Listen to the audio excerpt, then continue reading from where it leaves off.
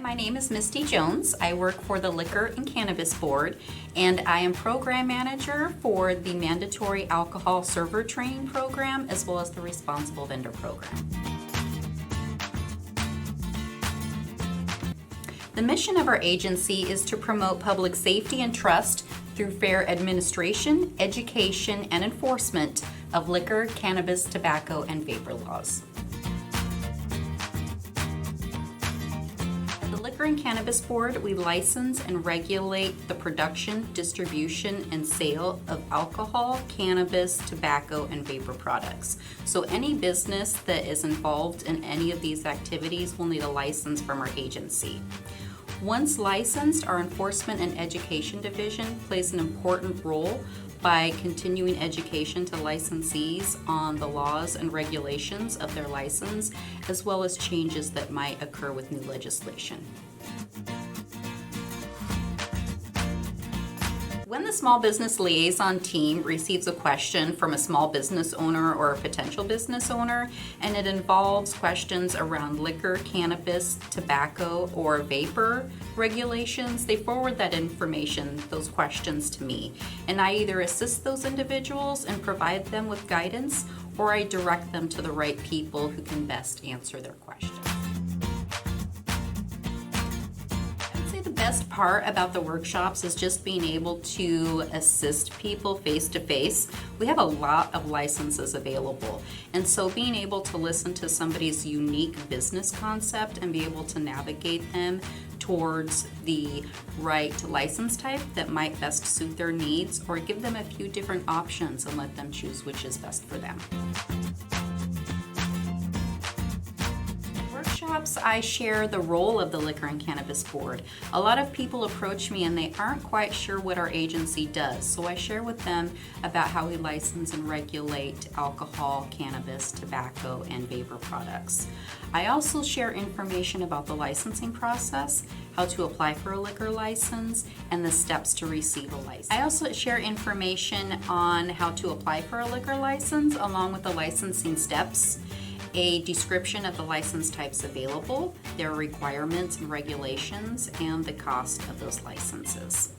I also encourage participation in our Responsible Vendor Program, which again is a free program on training for responsible alcohol sales. There are some common questions that we receive. One of those is around food trucks, and we currently do not license food trucks. A licensed business needs to be located within a building, and by definition that means a structure with floor to ceiling walls and a roof, and a food truck is not considered a building.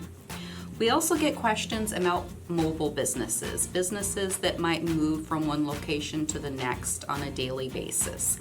And a licensed location must be within a stationary structure. They cannot move locations, so we do not license mobile businesses either. We also get questions from individuals who might be interested in opening a business where the primary business activity takes place outside. And outside service is considered an extension of the licensed premise, so there does need to be some type of indoor seating or service available in order to qualify. Be prepared before applying. There are some things that you want to know before you submit an application. One is going to be your anticipated opening or start date. You do not want to apply for a liquor license until you're around 90 days away from that start or opening date. You will also need to know the address that your business will be located at. When filling out the business license application, it will ask you for the location address, and you do not want to put your home or any other business address there. We will ask questions around the ownership structure of the business. We will need to know who all of the owners and persons in control of the day-to-day operations are so that we can determine true parties of interest. We will also ask questions around how much it will cost to start or open your business, as well as where that money is coming from. Another suggestion is to check with the city or the county that the business will be located in and see if they have any additional permitting or zoning requirements. Lastly, if it is a non-retail business, meaning that it's involved in the manufacture, such as a brewery, distillery, or winery, importation or distribution. You will need a federal permit from the Alcohol, Tobacco, Tax and Trade Bureau prior to applying for your state liquor license.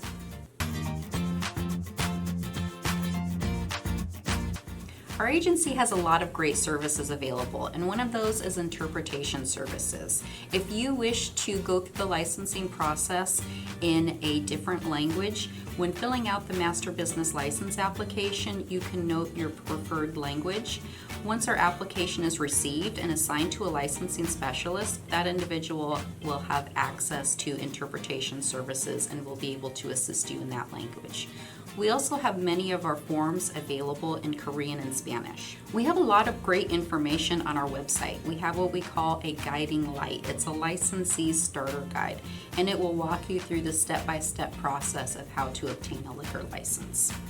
You can also go on our website and receive email notifications. If you go to lcb.wa.gov,